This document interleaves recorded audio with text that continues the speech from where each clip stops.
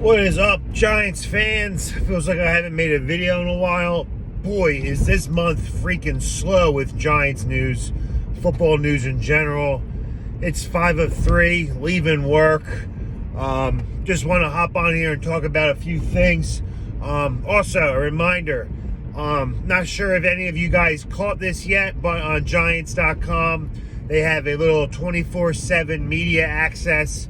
A short 15-minute video, just showing Brian, but Joe Shane on his way to, MetLife and the facility, Quest Diagnostics Center, just showing his day-to-day routine when he became the general manager of the New York Football Giants, and just a little look into his life right now. I'm sure it's crazy hectic for him, being the new GM in this time of the season, or this time of the off season, February. Not much going on, but for a new GM who has to get acquainted with personnel, players, he has to meet and greet everybody. It was just a pretty cool 15-minute video, so I suggest you guys just check it out. Again, it's on Giants.com. I think you guys would enjoy it. For me personally, watching it kind of made me realize that I kind of wish the Giants were on Hard Knocks this year. I know there's like a curse going on. Whichever team is on Hard Knocks really doesn't have a good season that year or make the playoffs, but I don't expect to make the playoffs next year. Like I've been saying, 7 wins next year is a huge improvement for this team, and I'll be very happy with 7 or 8 wins. Anything above that is great. That's exceeding my expectations. Like I've always said to you guys, keep your expectations low. We're in finally a rebuilding and a tear down and complete rebuild year. Don't expect us to be great. Just hopefully that we just show improvement in all stages of the game. But really, I'm on here to talk about one thing. The league year starts in around a month, maybe a little less than a month. And the legal tampering period with free agency will begin sooner than we think. It's not like baseball right now where there's a lockout. There's no lockout in football. We are full steam ahead. All engines must go. So let's hit the ground running. I know our new GM and head coach have a lot on their plate right now, and they're doing a lot of things in the building.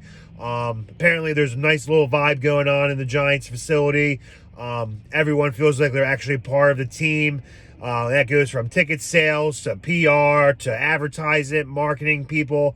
They all feel like they're actually part of this team and this culture, which is a good thing because apparently when Joe Judge was the coach, not too many smiles was going on in the building.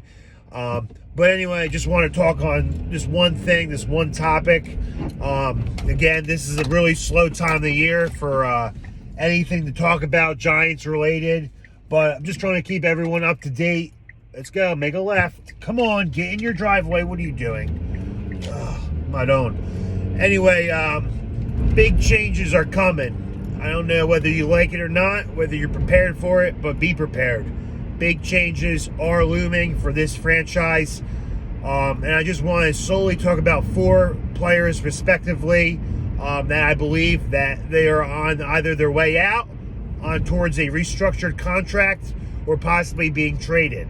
The first guy on the list, I will say it's Sterling Shepard. I personally love the guy, but he's just over the course of his career, this guy can never seem to stay healthy. He can never seem to stay on the field. He is aging. He's in his late 20s. I believe he'll be 28 or 29 when the season begins. And that's an old player for a receiver, especially a receiver of that age with the amount of injuries he has suffered in his career. If I'm him, if I'm the Giants, I think a good mutual separation would fit us both best. I don't see him coming back. You got to cut the ties, got to trim the fat off this roster. He's a good player. He's a good teammate. Let him test free agency. Cut him. Let him test free agency. See what he likes out there. And if he doesn't like anything, but he still feels like he can play and he's in 100% health and in good shape, bring him back for a cheap 1-year prove-it deal. And maybe, he could mentor some of the young guys in the team. But that's my number 1 guy. I believe my personal opinion, Sterling Shepard should be cut. Next guy on the list, overpaid guy, injury-prone guy, This receiver will be also 29 years old when the season starts. Kenny Gallaudet. Now, I was pumped when we originally signed him last offseason. I thought he would be tremendous help to Daniel Jones and helping him succeed and improve his game. But that was furthest from the point.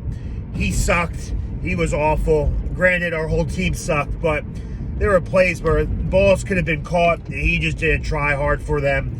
He was complaining. He wasn't getting looks. He was complaining about not getting any touchdowns. And once again, he got hurt. And that just seems like that's the same song and dance for Kenny Gallaudet his whole career. Seems like, just like Sterling Shepard, this guy is always going to be hurt.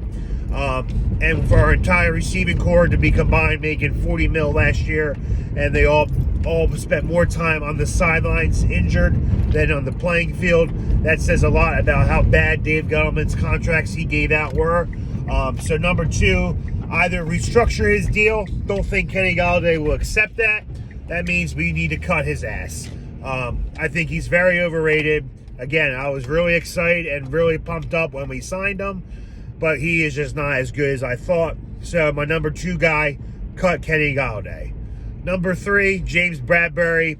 Was pumped when we signed him from Carolina. He had a great first year with us. Aging corner, though, had a down year last year. Seemed like his speed was a little slowed down. Couldn't keep up with the big, tall stride receivers.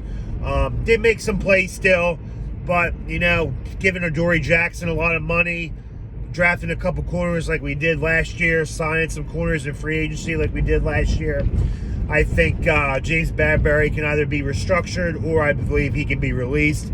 My opinion, I think we should release him. Don't see him taking any more restructured deals. If I'm not mistaken, I believe that we did restructure his contract last year. And Joe Shane says he does want to make at least clear $32 to $40 million in cap room. Picture, you got to take at least $13 to $15 million just for your draft picks and give some money to leftovers for some free agent help. So third guy, I believe we should cut James Bradbury. And last on my list, used to be the anchor of our defense, our tackling machine, Blake Martinez, coming off a torn ACL injury at his position, just like Saquon. Very tough to come back from at full strength and full speed. I don't think he'll be the same player he once was. He's got a good drive, good attitude, good work ethic, but he is also 29 years old.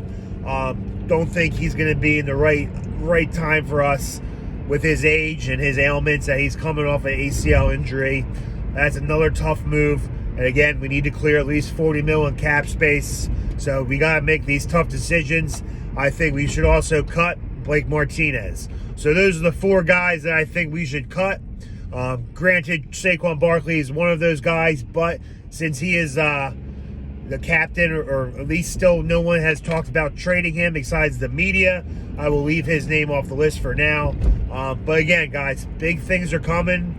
Big changes are coming. It's somewhat exciting. I mean, once free agency starts, I'm going to be a little excited to see what the hell is going on, what kind of moves Joe Shane and Brian Daboll are going to be making. It's an exciting time to be a Giants fan. I know right now it's a very boring time of the year, waiting around for free agency to start, waiting around for the draft. I think there's about, 9 weeks left until the draft. I can't freaking wait. So hopefully it comes back soon. I'm itching for football season. I'm itching for these roster moves to be made. I'm itching for trades to be made, cuts to be made, signings. You have it. No better year than when football is in full swing. But yeah, just want to hop on here and just give you my take on those. Make sure you hit the subscribe button. Also, just want to give a shout out. Thanks to guys again for subscribing.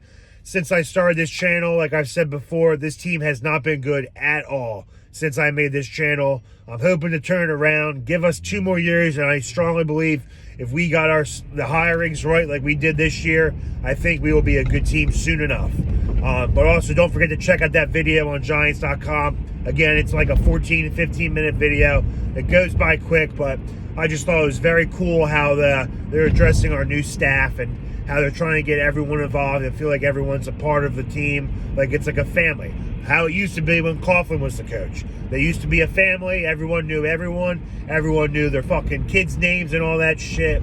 So again, make sure you hit that video. Also in the comments, any players you disagree with my point of view, if you think I'm wrong on someone, or there was a couple other players that you think the Giants should possibly restructure their contract, possibly trade them or cut or release them, give me your thoughts and opinions. I'm always welcome to those, and I love all the feedback you guys do give.